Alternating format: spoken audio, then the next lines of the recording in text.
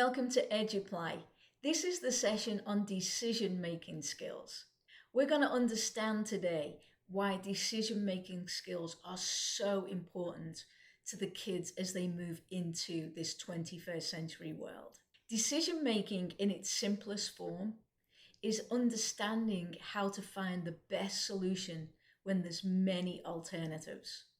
It's a fundamental cognitive process that we all engage in a million times daily, but we don't talk about it as explicitly as we probably should.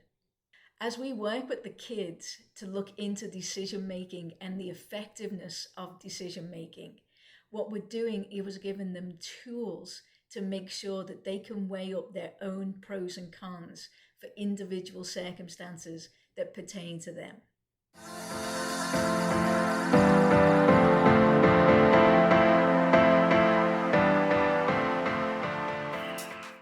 Decision making has several key components to it, and teaching these to our kids explicitly will help them go through their daily lives and their professional lives and emotional lives to make sure that they have what they need to make the right decisions.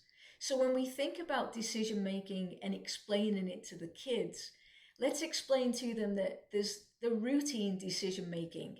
That's what they do when they decide what time to wake up, when to brush their teeth, and what to wear.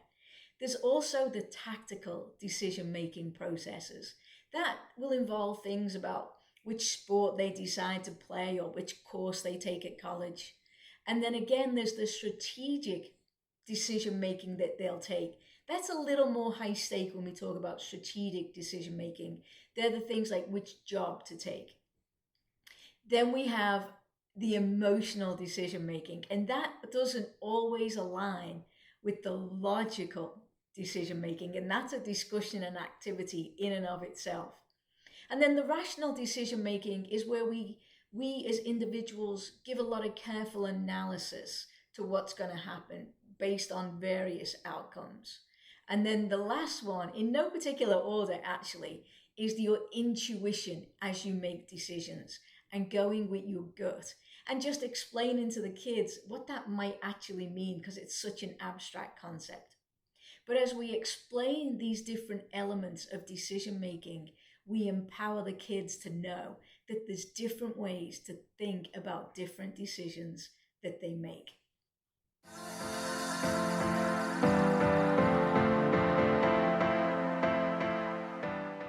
So the question we all want to know is, what does this look like in the classroom? As we empower our kids to be more independent and to be successful thinkers and decision makers, what do we do to make that happen? We provide ample opportunities for them to solve problems in their work. And when they do, we ask them, how did they come to that solution? And we validate that their judgment, the way they made the decision, was accurate and was effective and had an impact.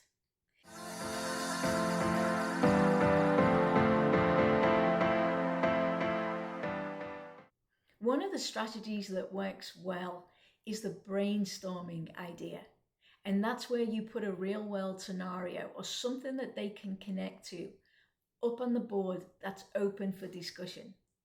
That way they have to then decide what way they believe it is true or whether it isn't, what opinions they develop, the reasons they develop those opinions, and then the justification for that. And as they do that, they're building their own decision-making processes and they're becoming more confident.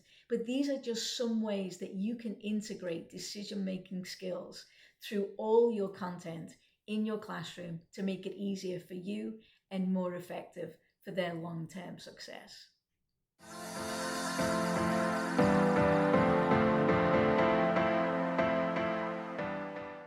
Additionally, you can have small debates and discussions where the students have to make decisions and articulate why they are persuaded one way or the other. By creating a decisive, independent decision, they're growing in confidence.